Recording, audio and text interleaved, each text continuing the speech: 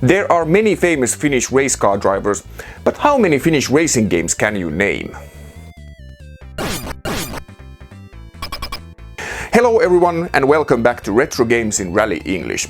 My name is Juho Kuorikoski, I'm a Finnish journalist and a non-fiction author, and I'm here to talk about old games in my very Finnish English. I've talked about Housemarque's games in my earlier videos, so it's only fair to cover the early works of another significant Finnish game studio.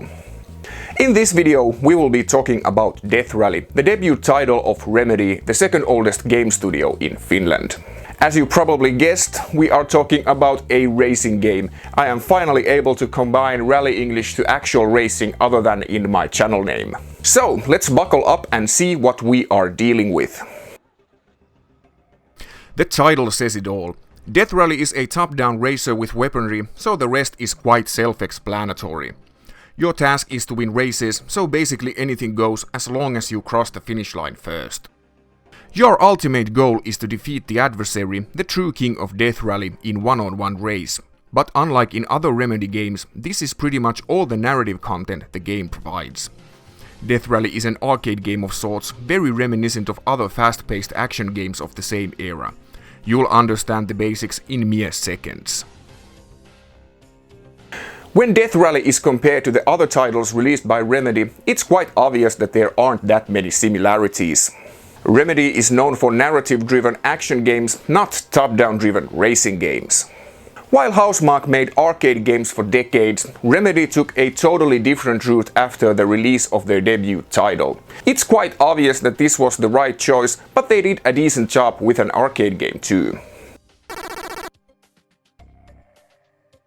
As I already mentioned, playing Death Rally is no rocket science. You drive around the track and winning nets you cash, with which you can upgrade your old rust bucket back to full. If you're in the black after repairs, you can invest in some tuning parts to elevate your performance. There's also new vehicles to acquire once you have gathered enough capital to do so. If your performance isn't up to snuff, there's always the mafia to borrow cash from. Just prepare yourself for hefty interest rate. You can also hire them to bump your biggest competitors out of the picture. Sometimes the mobsters respond with offers you're better off not refusing. If daddy's little speed racers covered in debt, you'll do as you're told and whack a guy during the next race. There are 29 racers trying to steal the title, 11 of whom race against you. If one kicks the bucket, a snot-nosed rookie takes his or her place in the meat grinder. In addition to just moolah, accumulated points take you closer to a shot at the World Championship title. Finishing first may not even be your most reliable source of cash, as knocking out opponents comes with a reward too. Nimble fingers and skilled driving might get you track and lap records, which also fatten your purse. Kill the main character of the particular race and you're in for a bonus. With most guns pointing forward, you can feed anyone in the rearview mirror mines, and spiked bumpers help get the slowpokes out of the way. You drive around the 18 tracks in a nice and arcadey manner.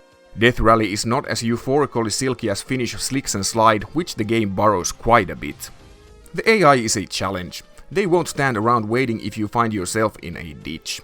Neither will they spare any chance to pull a dirty trick or riddle your poor vehicle with bullet holes.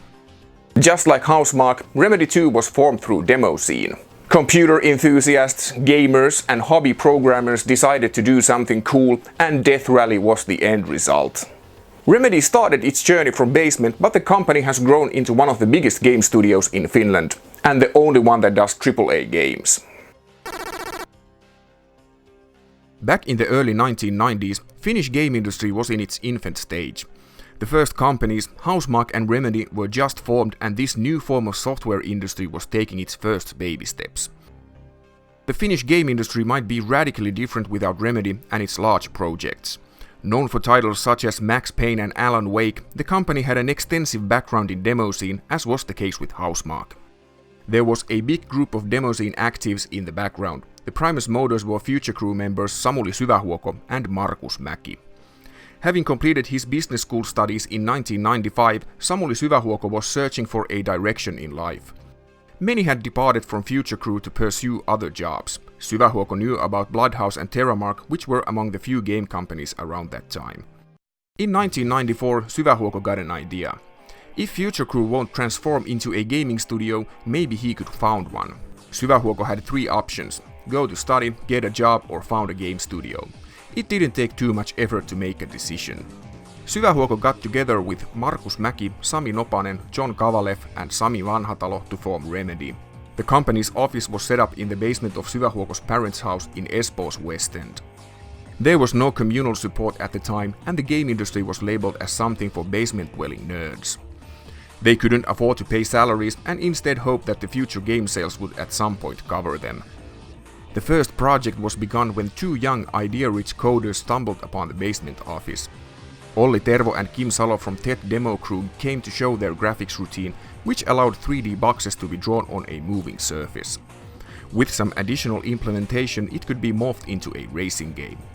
The working title was High Speed. It was later changed to Death Rally when the publisher wanted to include weapons in the mix. The first project of this inexperienced team was quite a challenge. Death Rally was one of the first game concepts they did. They went full speed ahead without knowing anything about game development, but the will and the drive was there. Remedy pretty much started from the scratch, states Petri Järvilehto, who started as a graphics artist for Death Rally, but ended up carrying the responsibility over coordination and game design. Large parts of the game were first made at home, and then the team met once a month to put the separate pieces together. Texas-based Apogee expressed interest in publishing Death Rally. It was one of the biggest shareware publishers of the time, in addition to being the inventor of the whole business model. According to Järvilehto, they were lucky with the deal, as Apogee announced Duke Nukem 3D and changed their name to 3D Realms right after they had signed the contract. Apogee went big in an instant, and Remedy got on board with a red-hot studio. The top-down car shooter had similarities with the Finnish Slicks'n'Slide, but actually found its inspiration from Micro Machines. The game was one of the top 10 list of many Remedy members, along with the arcade game Super Sprint. Top-down racers were very popular in the 90s. Although Slicks'n'Slide and Death Rally have many things in common, they concentrate on different approaches. The main goal for Remedy was to get the game published with the hopes of selling around 30 to 40,000 copies. Death Rally ended up selling over 100,000 copies, which was insanely good. Following their debut, LucasArts approached Remedy. According to their legal department, Remedy's logo resembled that of LucasArts, prompting a request to modify it. The original Remedy logo had an eye with lashes, which apparently was too similar to LucasArts' arc over the Golden Boy. Remedy was working on another game alongside Death Rally. Guntech was a cave flyer. Remedy had signed a publishing deal with Virgin, but the project was cancelled when it was around 80% complete. Virgin was one of the power players of the time. Out of the blue, they axed about a third of their ongoing projects, and unfortunately Remedy's game was one of them. Remedy had a deal with Psygnosis as well, but it fell through due to a lack of progress. Spurred by the success of Death Rally, Remedy started 3 new game projects simultaneously. 2 of them were cut pretty early on so that they could concentrate on the most promising one.